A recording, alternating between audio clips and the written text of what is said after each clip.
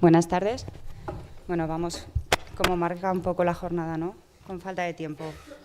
Solo decir que, bueno, tras la estupenda mesa que acabamos de escuchar, vinculada al trabajo social en el ámbito penitenciario, sobre todo en centro penitenciario, vamos a cerrar un poco el ámbito del trabajo social en este ámbito desde otras visiones, como puede ser el sector desde un juzgado de familia, que contaremos con don Ángel Dolado, desde el ámbito de menores contaremos con Iara y desde el ámbito de medidas alternativas de cumplimiento contaremos con Marta Lasaosa. Entonces vamos a comenzar con don Ángel Dolado, que es juez decano desde el 2008 hasta la actualidad. Y desde febrero, hasta la actualidad, y desde febrero de este año Eso es. Es juez de familia de número 6 de Zaragoza.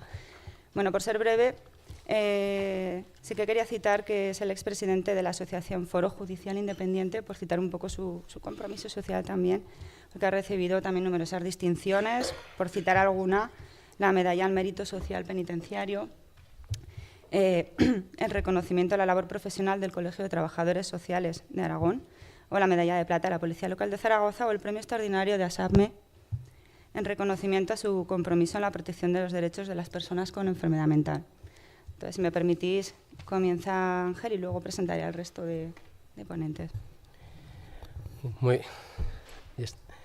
Bueno, buenas tardes. En primer lugar, muchísimas gracias a Dolores Rodríguez, que es la que me ha engañado nuevamente. A mí los trabajadores sociales siempre me engañáis, pero estoy sumamente reconocido, no en vano, en el año 2013, gracias a la Junta Directiva de Irene en Gallego y a todos los que formaban parte de la misma, así como también a Javier Escartín, actualmente el presidente del colegio, y no puedo olvidar ni mencionar a mi decana favorita en la facultad, que es Ruth Vallejo. Por lo tanto, yo creo que el reconocimiento a todas estas personas y a vosotros, los trabajadores y trabajadoras sociales, haciendo mención e hincapié al ideólogo, a mi líder en estas materias, que es Gustavo García, que aunque se jubiló hace poco, pero ha vuelto a incorporarse ahora ya como autónomo, porque no podemos perder la sabiduría que tiene aquella persona que estableció todo lo que es el plan de servicios sociales en España. Por lo tanto, yo creo que es un reconocimiento. Bien, la verdad es que cuando vienes a una mesa redonda no sabes a qué vienes, porque ya me he fijado en las anteriores, falta tiempo, algunos son ponentes, los que están en el auditorio querrían ser ponentes y estar aquí arriba, con lo cual se nos va el tiempo. Por lo tanto, voy a centrarme básicamente como juez de familia en cuáles son las realidades, cuáles son las expectativas, cuáles son las necesidades y las demandas que desde el mundo de los juzgados de familia venimos haciendo largo tiempo, porque la verdad he sido decano durante 8 años y medio y ya he visto las deficiencias del sistema, y no creáis que hemos mejorado mucho en vuestro aspecto, en vuestra parcela, que es la de los trabajadores sociales. Y aclaro, hemos tenido un único trabajador social asistiendo a los juzgados y a los equipos psicosociales de 3 juzgados de familia y un refuerzo más. Tuvimos en un momento puntual, en el año 2011 y 2012, como consecuencia del despliegue de la Ley de Custodia Compartida, donde se duplicaron el número de informes que se pedían para en las sentencias establecer si se figuraba o no la custodia compartida, pero posteriormente hemos retornado nuevamente al único o única, en este caso, trabajadora social. Y esto es muy importante porque después os comentaré pues, la realidad, y os voy a hablar como juez en lo que decidimos día a día, pero lo que hago yo y lo que voy a decir, lamentablemente, también lo están haciendo mis compañeros, y va en detrimento, en muchas ocasiones, del servicio público y, por supuesto, también de vuestro trabajo. Pero las insuficiencias de los medios que tenemos hacen que en muchas ocasiones, bueno, no quiero anticipar, luego haré en relación a él. Pero decía que como decano también he tenido la posibilidad de verificar las necesidades que en muchas ocasiones hemos tenido, no solamente en el servicio de atención integral a las víctimas, no solo de violencia de género, sino de todo tipo de delitos violentos, sino lo que es más importante, habiendo pasado una crisis social importantísima desde el 2008 en adelante, sobre todo en materia de ejecuciones hipotecarias y de desahucio, la necesidad que habríamos tenido de contar en un servicio público permanente en sede de los juzgados de la Ciudad de la Justicia, lo que es precisamente un equipo o varios de psicólogo, trabajador social y en algunas ocasiones también abogado, no solamente del servicio de justicia gratuita, sino en lo que nosotros denominábamos en las jornadas de juzgados decanos el tener una atención social integral. Es decir, la mejora de la atención al ciudadano debe ser máxima, y nosotros veíamos que las desgracias que cotidianamente desgraciadamente estábamos viendo en los juzgados se podían paliar en una primera medida precisamente con esa atención a través de los trabajadores sociales. En muchas ocasiones hacer ver a aquellos que reciben las demandas de desahucio de las posibilidades que da el sistema, no para esconder la citación, no para esconderte de la realidad judicial que antes o después vendría, sino todo lo contrario, para hacer ver que existen otras posibilidades y otras alternativas, como eran pues aquellos programas de viviendas sociales, de situaciones en las que se daban soluciones habitacionales o incluso en las propias ejecuciones hipotecarias servir de negociación para que las entidades también, en lugar de desahuciar, hiciesen alquileres sociales como últimamente se han venido haciendo. Y también os lo digo, en aquellos barrios en los cuales los pisos prácticamente no valían nada, y cuando digo no valían nada es que hoy nadie los compraría ni por 20.000 euros, pero habían firmado en algunas ocasiones personas hipotecas que superaban los 150.000 euros y ni tan siquiera les daban la solución de la dación en pago. Por lo tanto, nosotros como jueces decanos veíamos esa necesidad. Lo mismo en los supuestos de la crisis de despedidos individuales, de despedidos colectivos. En muchas ocasiones el haber tenido graduados sociales, trabajadores sociales o no solamente abogados, habrían podido servir de focalizar mejor la salida de estas personas. Pero desgraciadamente ha pasado, no se han incrementado los servicios. Algunas personas nos comentaban que esto era multiplicar los servicios porque teníamos este tipo de profesionales pues a nivel municipal, a nivel autonómico, pero realmente en ciudades como Valencia, como Barcelona, como Madrid, en Zaragoza en menor medida, en torno a más de 5.000 personas pasan diariamente por los juzgados y la mayor parte de ellas están claramente en situación de necesidad y sobre todo en situación de información, que es lo que más se demanda. Bien, ya no me voy a referir al Estatuto de la Víctima porque no sé si alguien va a tocar el tema de lo penal, pero ha sido otra gran, por un lado, una gran expectativa con una ley, el Estatuto de la Víctima del 2015, que establece una serie de derechos para todo tipo de personas objeto de delito y también para los menores, como es, por ejemplo, el ir acompañados en las declaraciones con psicólogos, con trabajadores sociales, sin necesidad de que los menores o las personas víctimas de delitos violentos se vean con sus agresores o con los autores de los delitos. Pues bien, en Zaragoza, por ejemplo, ni tan siquiera tenemos lo que es una denominada cámara Gesell, es decir, donde un menor pueda estar acompañado de un trabajador, de un psicólogo, pero no esté viéndose con su agresor, ¿no? Pues son conquistas que valen dinero, pero lo que les digo es lo siguiente: el dinero que no nos venimos gastando aquí, nos lo gastamos, como hemos dicho, en instituciones penitenciarias con 25.000 euros por interno. Lo que no nos gastamos en familia, en lo que voy a hablar ahora, nos lo estamos gastando en psicólogos, en psiquiatra, en el salud. Es ese gran mar, océano, donde se pueden meter todos los dineros que queramos, pero igual que se meten, se evaporan, porque es en muchas ocasiones ingobernable. Si actuásemos con carácter preventivo en estas facetas en las que yo les voy a hablar, seguramente evitaríamos que parte de esos recursos finalistas que al final van a una mala salud de la sociedad, pues estén abocados a lo que estamos en estos momentos. Circunscribiéndome al tema de familia, en los juzgados de familia, ya digo, en Zaragoza somos 3 juzgados más otro juez en 4, intervenimos principalmente en una serie de procedimientos que no son los típicos de separación, nulidad y divorcios, pero que también están ahí y dan un nivel ingente de asuntos denominados de jurisdicción voluntaria, y también estamos viendo donde la problemática de los menores acaban también en expedientes de protección de menores, impugnación por parte de los padres biológicos en relación a decisiones administrativas en cuanto a situaciones de preacogida, de acogimiento y de adopción, que en muchas ocasiones también son muy problemáticas. Pues lo mismo, nosotros, los jueces, necesitamos alguien de nuestra absoluta confianza. Ya sé que puedo tener informes de instituciones públicas que pueden tener más o menos mediatizada su actuación, y no quiero ponerme el foco con nadie, pero en muchas ocasiones los informes de determinadas instituciones públicas no coinciden con los informes periciales del INLA, del Instituto de Medicina Legal, y en algunas ocasiones ocurren, desgraciadamente, situaciones como las que no hace mucho vimos en la prensa en relación a la extracción de un menor en un ámbito familiar, ¿no? Por lo tanto, si nosotros también tuviésemos este tipo de profesionales a nuestra disposición, algo más podríamos hacer cuando los padres biológicos impugnan las actuaciones o las resoluciones administrativas en materia de acogimiento y de adopciones. También tenemos necesidad de informes de los trabajadores sociales en los supuestos de reconocimientos de filiación, en el establecimiento o modificaciones de la patria potestad, en el análisis también de las uniones de hecho, porque las familias tradicionales son complejas, por supuesto, y cada vez más, pero de verdad que las uniones de hecho también desconocemos múltiples facetas de las mismas que tienen incidencia en los críos. Yo solamente hablo del interés de los menores. Los padres me preocupan, pero bastante menos.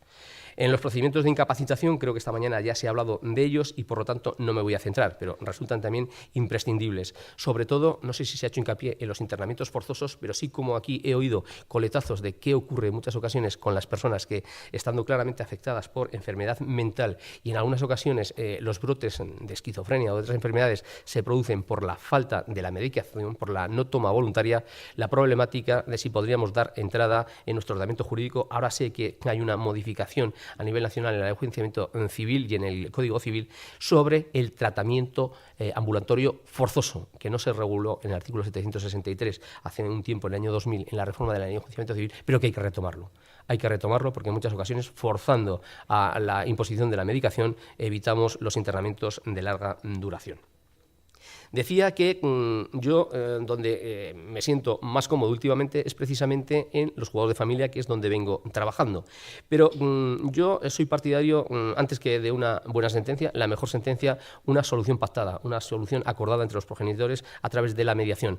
Ya me estoy dando cuenta, porque algunos compañeros me decían que yo era bastante iluso y muy utópico u optimista en relación a la mediación intrajudicial, porque dicen que en la intrajudicial en muchas ocasiones llegamos tarde. Yo no creo en ese axioma. Nunca llegaremos tarde para una mediación. Por lo tanto, sí que es verdad que la mediación extrajudicial, la anterior a demanda de separación y divorcio, es sumamente importante. Y creo que los trabajadores sociales, junto con los psicólogos, con los abogados, bueno, sin ir más lejos, tengo aquí un manual, me parece, en el que se han firmado más de 10 convenios entre la Dirección General de Justicia con distintos colegios profesionales, entre ellos el de Trabajo Social, para llevar a cabo la mediación extrajudicial. Por lo tanto, hay una apuesta, pero no vemos la realidad en las estadísticas.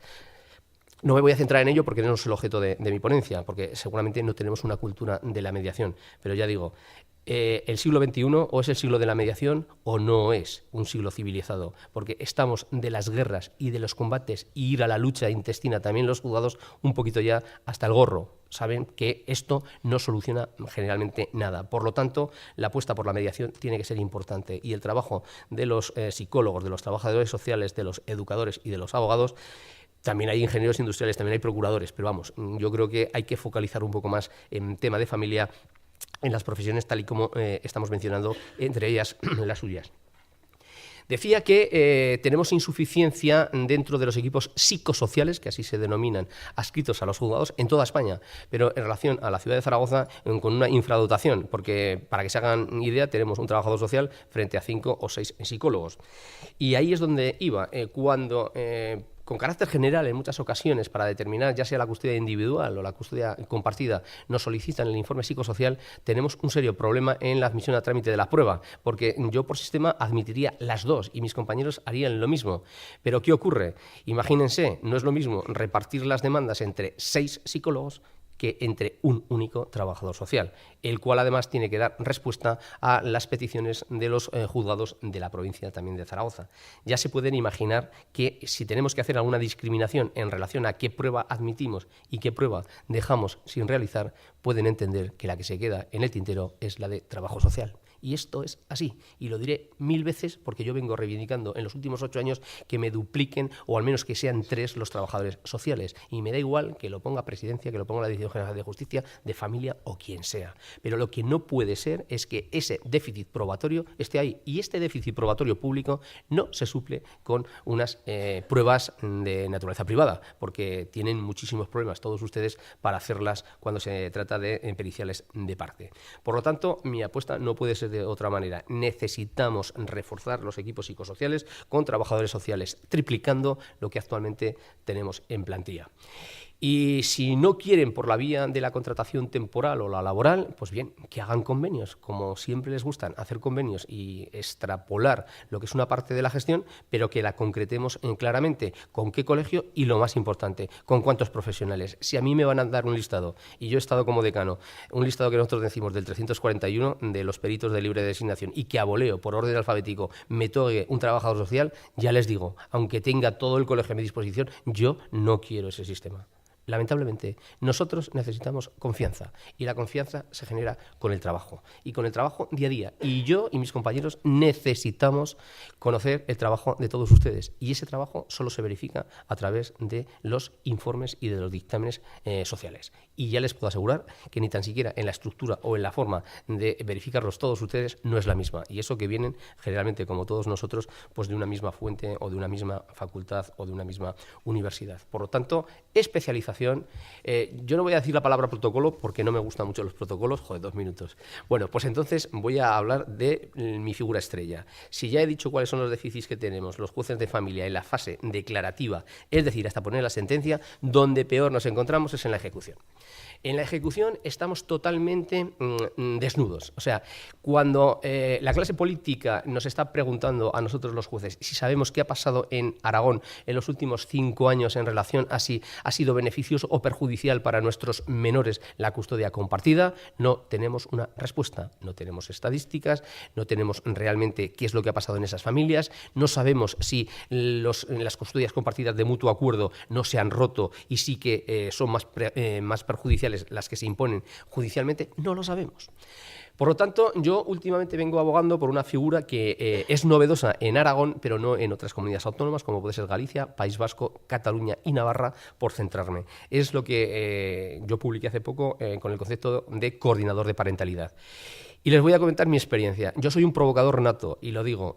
Lo que no puede ser es no mojarte. Y si estás en una posición de privilegio, y yo la estoy como juez, contemplando los problemas que me ponen encima de la mesa, y me ponen a los hijos encima de la mesa, y desgraciadamente no debería ser así, pero es la realidad. Yo lo que no me puedo conformar es con que me vengan con modificación de medidas los abogados dando una versión, unos y otros, los progenitores contando su historia. Yo no sé cuál es la historia, porque no tengo esos colaboradores que necesito para que se metan en el ámbito escolar, se metan en el ámbito laboral de los padres, investiguen como auténticos detectives qué están haciendo esos padres con sus nuevas parejas, con sus nuevos hijos. Y esto es lo que estamos demandando. Ese coordinador de parentalidad que yo en 8 días he nombrado ya 2, los 2, bueno, uno ha sido esta misma mañana y me lo ha pedido una mujer, una madre, una progenitora, y me he quedado a cuadros porque yo creía que esto no se conocía mucho, pero era un tema muy conflictivo. Hoy teníamos que determinar si una niña tenía que pasar por 33 pediatras para que le hiciesen 1000 pruebas por los sueños o no, por los terrores nocturnos. Y he dicho que hasta aquí hemos llegado, que yo no iba ni a autorizar al infantil ni a hacer una tercera prueba con un nuevo pediatra y demás. Y esto había que reconducirlo. Y entonces la madre me dice: ¿y por qué no me nombra un coordinador de parentalidad? Que es simplemente una escuela de padres. Es ponerle a un profesional, que puede ser trabajador social, educador, abogado, mediador, psicólogo, y ya si tiene un poquito de todo, desde luego ese sería mi elegido. Digo que he nombrado 2 en los últimos 8 días. Uno también por una situación muy complicada con una pareja joven de 20 años. Y como todos, yo tengo la gran ventaja de que me conoce mucha gente y no es una falsa modestia. Yo llamo a una persona y me responde. Llamo a 3 personas y me responden. Se enteran otras 4 personas que yo he tenido en mi despacho, a 2 voluntarios, y me llueven otras 6, porque son todas mujeres, también lo he de decir. En este caso son psicólogas, pero mi demanda hoy es que estoy dispuesto a admitir currículum de trabajadores sociales para esta figura, coordinador de parentalidad. De momento con carácter gratuito, pero la de hoy va a cobrar, porque la madre ha dicho que estaba dispuesta a pagar. Evidentemente, como se trata de gastos extraordinarios, van a ir al 50%, porque además lo pueden pagar. Yo puedo entender que nadie se preocupa de los pobres, pero los pobres van a tener seguramente la gratuidad de esos profesionales, que ya me encargaré yo, si no consigo, porque mi demanda es con la Dirección General de Justicia y de Familia y con el Gobierno de Aragón. Si no lo consigo con el carácter público, será con el carácter privado. Pero de momento mi demanda a todos ustedes es que tanto mis compañeros jueces como yo hemos iniciado la puesta en funcionamiento de la figura de la coordinación de parentalidad. Escuela de padres. Quédense en 2 o en 3, en 4 meses. Ese profesional tiene que hacer ver, a través de lo que es la coparentalidad, lo que es la psicología, el trabajo, cómo tienen que organizar la familia, cómo tienen que organizar sus niños. Pero lo que no puede ser es que se lo organice un juez que, por otro lado, puede estar muy interesado, pero a mí, como comprenderán, me importa muy poco, porque todos tenemos nuestros problemas. Y mi solución por vía de sentencia o de resolución judicial no les va a arreglar absolutamente nada. Pero, en cambio, esto sí, porque esto no es mediación, porque lo impongo obligatoriamente, ¿eh? Es un auxiliar del juez, tiene capacidad de función pública. Le doy una acreditación para que pueda ir a los colegios, para que pueda ir a los centros médicos, para que le den esa información y no me pueden alegar la dichosa protección de datos, porque lo que necesito es saber qué es lo que está pasando en ese ámbito familiar. Por lo tanto, reclamaremos a la Administración, en este caso al Gobierno de Aragón. Sé que hubo una interpelación la semana pasada en relación a esta figura y a la problemática de cómo ha ido la custodia compartida en Aragón, pero lo dicho, todos ustedes, como colegios profesionales, como particulares, si tienen o son lobbies de presión, intenten conseguir que tengamos más trabajadores sociales para los juzgados de familia, de incapacidades, de instrucción a través del Estatuto de la Víctima y demás.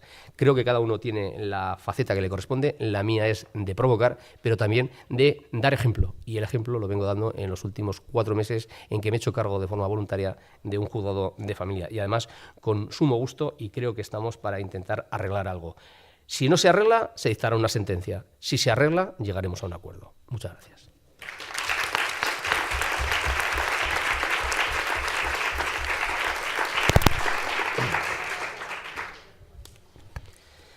Vale, damos paso ahora a hablar sobre el ámbito penal del menor, de cargo de doña Yara María Bautista.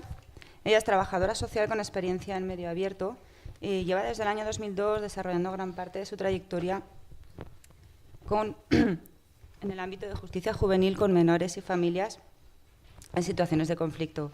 Ha estado también en centros de protección de menores y centros especiales de conflicto social. Actualmente ya lleva desde el año pasado aquí en Zaragoza, donde ha retomado nuevamente y de forma privada un proyecto de intervención con menores en conflicto social. Ella nos cuenta. Bueno, buenas tardes. He querido sintetizar un poco la ponencia, no sé si ahora ha quedado demasiado corta, pero bueno, el objetivo es acercaros a la realidad que habíamos estado viviendo en Andalucía y al final poneros un caso práctico que aunque he escuchado la ponencia de los compañeros de penitenciario, parece como muy optimista el caso práctico que os traigo, ¿no? Pero en realidad la experiencia que tengo es que hay un alto nivel de satisfacción en el cumplimiento de medidas, ¿no? Bueno, como todos sabemos, el marco de actuación de menores, ¿no?, en el ámbito penal es la Ley 5/2000, reguladora de la responsabilidad penal del menor, y donde el campo de actuación en el que me desenvolvía era en la ejecución de las medidas judiciales, ¿no?, impuestas por los juzgados de menores, en función del catálogo de medidas que establece el Código Penal, que evidentemente va en función del tipo o la falta, del tipo de delito o la falta cometida, de las circunstancias personales y familiares del menor o de la menor y de la reincidencia o en el delito o en el cumplimiento de medidas, ¿no? Desde una visión espacial, este es el recorrido que podría hacer un menor o una menor infractora, ¿no?, o delincuente, es decir, comete un delito, hay una intervención policial, un arresto, se le toma una primera declaración y automáticamente se pasa al Ministerio Fiscal, que le abre el expediente, le hace las primeras entrevistas y ya es pasado al juzgado de menores, realizando una audiencia, que en mayores se conoce como un juicio, y una vez que se dicta una sentencia, pues bueno, pues ya pasamos los servicios de medio abierto, servicios de internamiento en función del delito a trabajar. Si todo va bien, pues se finaliza y se archiva el expediente, ¿no? La primera idea que quiero lanzar es que, y a modo de anécdota, ¿no?, es desencajar también los menores delincuentes con la marginalidad o con personas de baja clase social, ¿no? Y decía que, por poner un ejemplo, ¿no?, la medida así como más común, ¿no?, que se suele imponer son unos 12 meses de libertad vigilada, ¿no?, por lo menos la experiencia que he podido tener. Y por poneros dos ejemplos distintos, ¿no?, teníamos un chico de un barrio periférico de la ciudad. Yo desarrollé casi 12 años en Huelva, ¿no?, la actuación, que había tenido un robo con violencia, es decir, que había robado un coche. Y cuando indagamos y trabajamos sobre el porqué, ¿no?, que ya además había sido reincidente en el robo del coche, la respuesta que daba es que, bueno, que salía los sábados en la discoteca y para ir a su casa, que estaba bastante lejos, pues robaba un coche y se iba, ¿no? Y por otro lado teníamos a un chico que estaba en un colegio privado bastante conocido y que un día, con una pelea con un compañero, le roba las llaves de casa, roba del colegio un extintor, se va a su casa, entra y le rocía toda la casa con el gas del extintor, ¿no? Evidentemente son circunstancias familiares distintas, circunstancias personales distintas, pero al final el tipo de medida es la misma, ¿no? Y bueno, era un poco por ejemplificar. Dentro del trabajo que se desarrolla en el trabajo social, en el ámbito de la justicia juvenil, en la ejecución de medidas judiciales, hay dos objetivos claros, ¿no? O por lo menos teníamos dos objetivos claros. Uno era el cumplimiento de la medida judicial que imponían los jueces de menores y, por otro lado, trabajar evidentemente en la no reincidencia de delito, ¿no? Para eso, el único éxito que he podido constatar es que se tiene que hacer una intervención integral. De nada vale trabajar simplemente en el que el menor cumpla el tiempo que estipula el juez sin hacer un trabajo integral. No solo con la demanda que el menor tiene, ¿no?, pues cuando se hace el primer estudio, ¿no?, se valora la situación personal, se hacen las primeras entrevistas, las visitas domiciliarias, se observa un poco la situación en la que está, la demanda expresa o latente que se ve, sino que también hay otras demandas, ¿no?, que están en el ámbito familiar, en el ámbito de las relaciones personales, ¿no?, de los grupos de iguales. Y por todo ello se abordan en la intervención pues todas las áreas, tanto el área personal, ¿no?, todo lo que tiene que ver con habilidades sociales, posibles consumos de sustancias, habilidades comunicativas, trabajar toda la expresión de sentimientos. Luego estaría el área educativa compensatoria, todo lo que tiene que ver con la formación curricular, con la educación. El área de capacitación sociolaboral, que tiene que ver con las competencias, con adquirir competencias laborales, ¿no?, de cara a una futura inserción laboral, que para nosotros, que la mayoría de nosotros venimos de carreras universitarias, ¿no?, y pensamos que es como una de las vías de máxima solución para conseguir un empleo, ¿no? Y sin embargo, procesos tan largos para los chicos es imposible, ¿no? Hay que acortar mucho más las expectativas, ¿no? Y luego la capacitación y la estructuración del tiempo libre, ¿no? Están acostumbrados a relacionarse para el consumo de porros o para simplemente reunirse con amigos sin ninguna actividad dirigida, ¿no?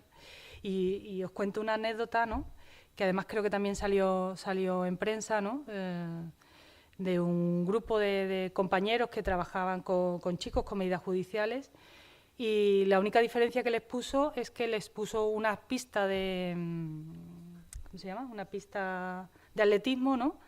Les compró unas camisetas y les marcaba una marca, ¿no? Les marcaba retos, ¿no? Y sin embargo eso les enganchó muchísimo a los chavales, ¿no?, más que partidos de fútbol o más que aprender a, no sé, a cualquier otra cosa, ¿no? El saber que son importantes, ¿no?, que tienen ¿no?, que tienen una estructuración, ¿no? Muchas veces les engancha mucho más que muchas palabras y muchas cosas que les podamos decir, ¿no?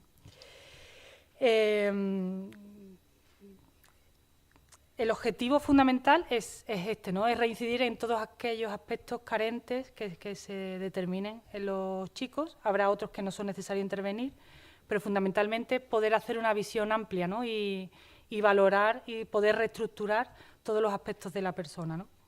Y solo quiero dejaros cuatro ideas claras, ¿no?, que seguramente todos sabemos que somos profesionales, antes de pasar al caso práctico, y que a lo largo de todo este tiempo he podido constatar como que es el único camino para el éxito, ¿no?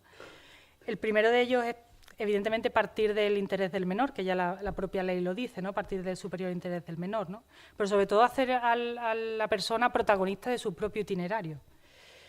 Por otro lado, generar un vínculo de confianza, ¿no? Para que el chico se pueda abrir, ¿no? El chico o la chica se pueda abrir, ¿no? Y se pueda hacer realmente un trabajo. Y por otro lado, coordinarnos mucho y muy bien con todos los agentes, con todos los profesionales y con todos los recursos que de alguna manera u otra, de forma puntual o continua, pues se relacionan en el caso del chaval, ¿no? Y ahora os paso, no le he dado las diapositivas, pero os paso a leer un poco el caso práctico que traía, que ya decía que podía ser bastante positivo, pero bueno, forma parte de la experiencia, ¿no? Bueno, pongo el ejemplo de un chico porque sí que es verdad que las estadísticas que tenemos es que 8 de cada 10 personas que cometen delitos menores de edad son varones, ¿no? Entonces, por eso os cuento el ejemplo más claro, ¿no? Juan, con 17 años, ha robado una motocicleta y se ha dado a la fuga de la policía, ¿no? Que pretendía darle el alto. Por estos hechos se demuestra su culpabilidad y se le impone una medida judicial consistente en 12 meses de libertad vigilada. Una vez que realizamos las primeras entrevistas con él y con su familia, las visitas domiciliarias y hacemos las observaciones del contexto pertinente, pues realizamos el siguiente diagnóstico, ¿no? El padre de Juan, Antonio, no convive con esto desde hace más de 2 años, teniendo pues, su propia familia. Su madre, Carmen, trabaja fuera de casa, pasando gran parte del día fuera, ¿no? Además, Juan tiene 2 hermanos que además estos han presentado bastantes faltas de asistencia a los centros educativos. Juan fuma porros y parece que ha empezado a consumir cocaína. Juan hace años que no tiene límites ni normas y su madre, pues, como decimos allá abajo, pues, ha tirado la toalla, ¿no? Se presenta una propuesta de intervención al juzgado, ¿no? Que se estructura en las áreas que hemos comentado anteriormente, ¿no? A la que Juan irá accediendo de manera procesual. Ya sabemos que le metemos todas las actividades de golpe, pues evidentemente el chico pues, se colapsa y no va a acceder, ¿no? En el área de desarrollo personal, pues Juan va a asistir a un programa de desintoxicación de sustancias. Además, una vez a la semana, pues asistirá a sesiones con la trabajadora social, abordando pues la evolución de sus tareas y empezando a abrirse a expresar sus sentimientos. Nos coordinaremos con los servicios sociales de la zona para que su madre pueda reorganizar su dinámica familiar y, de acuerdo con Juan, contactaremos con su padre para informarle un poco de la situación y de los avances y los logros que Juan está teniendo.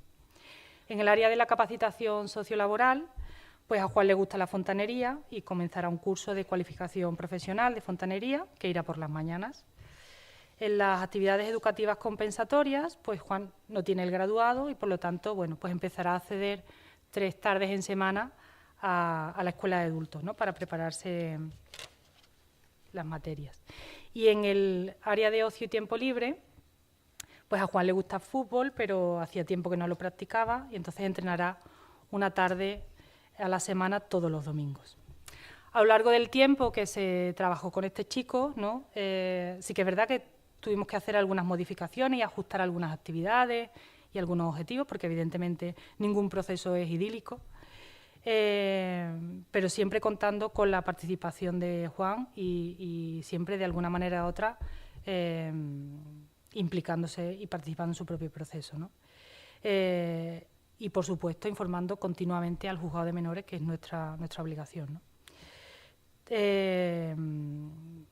Finalmente, el juez finaliza la medida como satisfactoria y en las conclusiones que le expresamos al juez están las siguientes, ¿no? Pues Juan abandona el consumo de sustancias, fundamentalmente de la cocaína. Sí que es verdad que continúa fumando algunos porros de vez en cuando, pero sí que él ya se ha podido dar cuenta que fumaba y que consumía sustancias un poco para evadirse de su propia realidad, que no le gustaba y que no sabía cómo cambiarla, ¿no? A su madre le ha ayudado mucho el trabajo con los servicios sociales, solventando fundamentalmente el absentismo de los niños pequeños. Juan terminó con éxito el curso de fontanería y ahora empieza unas prácticas en una empresa Y con respecto al graduado, pues ha tenido dificultad, no ha sido capaz de sacárselo, pero aún así está motivado para que el año siguiente pues vuelva a continuar asistiendo a clase. Continúa jugando al fútbol y algunos domingos, cuando realiza partidos, pues su madre y sus hermanos pues acuden a verlo, ¿no? Y eso para él es una satisfacción que le cuesta trabajo expresar. Y por último, con su padre, pues aunque sigue viviendo con su nueva familia, porque eso era ineludible que no se cambiara, pues sí que es verdad que cada 15 días o cada semana pues se ve con Juan y son capaces de hablar de algunas cosas. Bueno, este es un ejemplo, como os decía, bastante positivo, pero sí que es verdad que aproximadamente, por lo menos la experiencia que tenemos allí en Andalucía, casi el 70% de los casos finalizan de manera satisfactoria. Y nada más. Muchas gracias.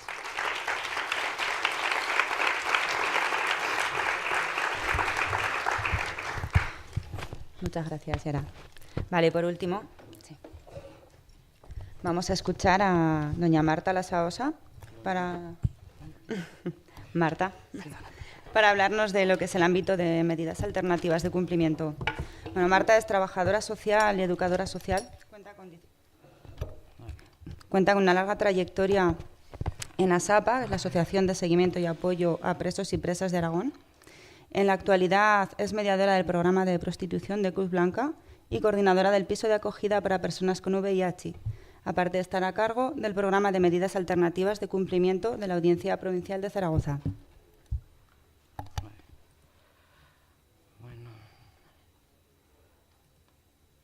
Bueno, no sé cómo se amplía esto. Presentación preliminar, ¿no? Tranquila, con los nervios.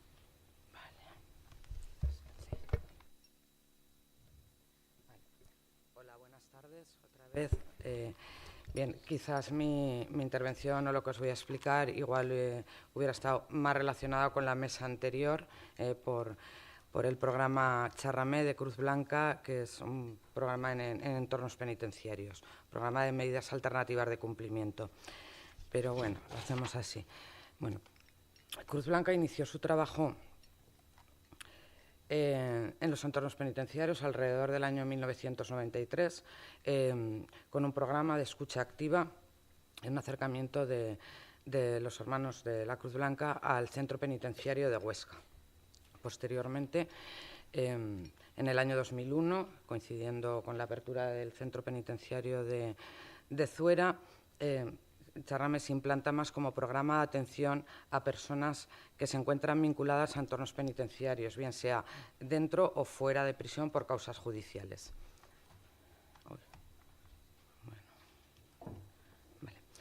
Los servicios del programa Charramé son dos, fundamentalmente: el programa de escucha activa y el programa biopsicosocial para personas drogodependientes dentro de prisión.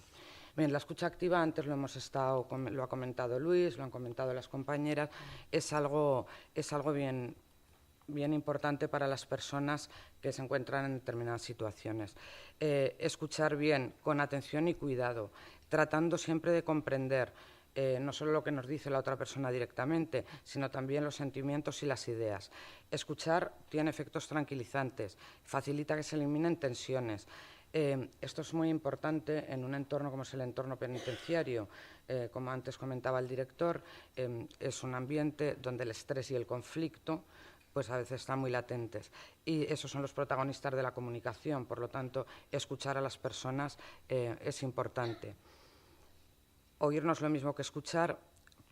Lo que tenemos que hacer las personas que entramos a los centros a hacer el programa es ponernos a disposición de la persona, intentando entender lo que la persona nos quiere transmitir, escucharles sin interrumpir, pero sobre todo sin prejuicios. Para eso ya están los tribunales y todo el sistema.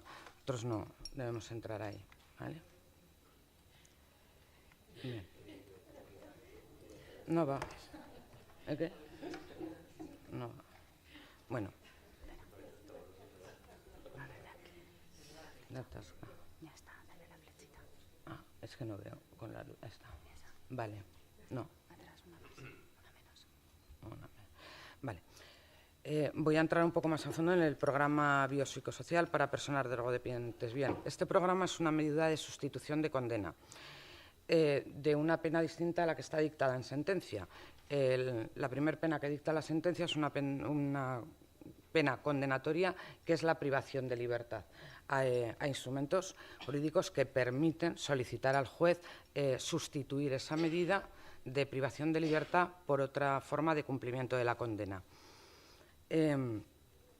La finalidad es que la ejecución y el cumplimiento de las sanciones penales en las que el infractor permanece en su medio comunitario, siendo sometido, por supuesto, a determinadas restricciones. Son personas que están con una medida penal, mediante el cumplimiento de determinados programas de intervención, siempre orientado a la reeducación y a la reinserción de la persona.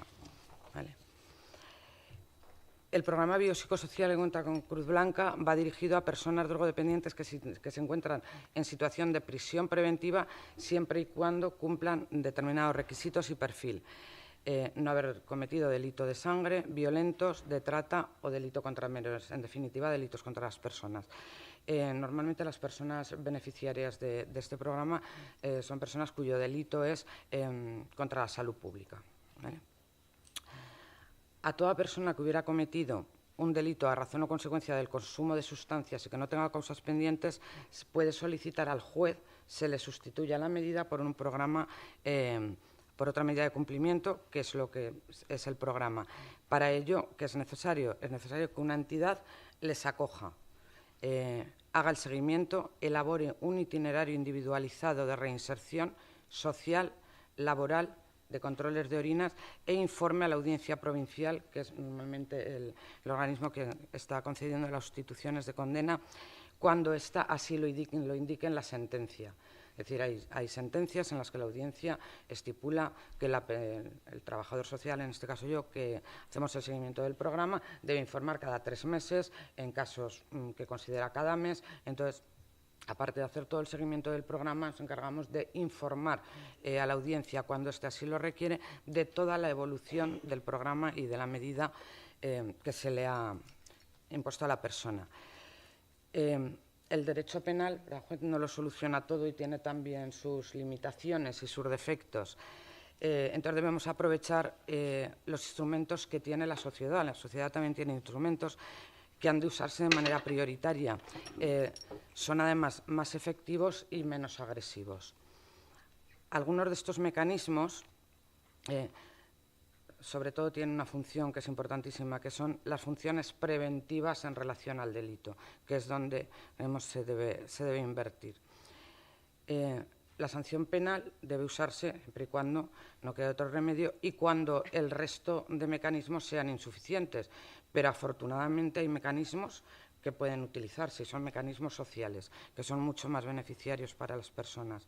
Desde este punto de vista de la reinserción, el encarcelamiento a veces supone un fracaso de la sociedad como tal. Si fallan los mecanismos de la sociedad, pues es un claro reflejo, ¿no? El programa cuenta con varios objetivos, ¿vale? El principal objetivo es contribuir nuestro programa a la incorporación social de las personas drogodependientes con problemas jurídico-penales y penitenciarios, evitando la ruptura que provoca el proceso y la entrada y la permanencia en prisión, intentando desde fuera y desde el programa hacer un abordaje integral de la drogodependencia. Otro de los objetivos es fomentar el uso de las medidas alternativas de prisión, que además estas tienen una vocación resocializadora. Además, así se evitan los efectos negativos del encarcelamiento, puesto además que el tratamiento no puede ser impuesto coactivamente. Sería un tratamiento, un programa debe ser de manera voluntaria. Otro de los objetivos es procurar que la persona permanezca cumpliendo la medida, pero en su entorno y dentro de la comunidad, que es al final donde va a tener que desarrollar su vida. Todo esto a partir de itinerarios personalizados para que esto sea posible. A día de hoy las prisiones, el director nos confirmará, pero hay un elevado número de personas internas con problemas de adicción. En ocasiones la prisión, como hemos visto, no es el contexto más adecuado para realizar un tratamiento terapéutico rehabilitador, puesto que todos los tratamientos rehabilitadores deben partir del principio de la voluntariedad de esto. A veces la adaptación de la persona a la prisión, la supervivencia en el entorno, dificultan enormemente el trabajo rehabilitador. Desde el programa entendemos que la opción es combinar las medidas alternativas a la prisión con las que cuenta nuestro ordenamiento penal y las medidas terapéuticas y sociales, de manera que se minimicen los casos de reincidencia tanto en el delito como en el abuso de sustancias y se favorezca la incorporación o la reincorporación a la sociedad de los ciudadanos como personas responsables y libres. Tenemos en cuenta en el programa, a nosotros tiene la más importante es la rentabilidad social que creemos que tienen los programas, evitando los retrocesos que pueden significar los ingresos en prisión y demostrando que las medidas alternativas al cumplimiento tienen una relación directa con la no reincidencia delictiva. En este sentido, entendemos que las entidades sociales somos necesarias. De alguna manera somos un punto de contacto fundamental con las personas privadas de libertad, con la sociedad libre, y aunque colaboramos con las instituciones, somos ajenas a la institución. Por lo tanto, el trabajo que podemos realizar es otro. Por supuesto, lo hemos estado hablando también a lo largo de la tarde, la rentabilidad económica. El utilizar los recursos con los que la sociedad cuenta y utilizar las medidas alternativas al cumplimiento de medidas tienen directamente un descenso en el elevado coste económico que implica la estancia de una persona en prisión. Desde el programa creemos en las personas, en sus posibilidades y en su capacidad de mejorar y de cambiar. Por ello, la aplicación de estas medidas creemos que dan buen resultado para su evolución. Gracias.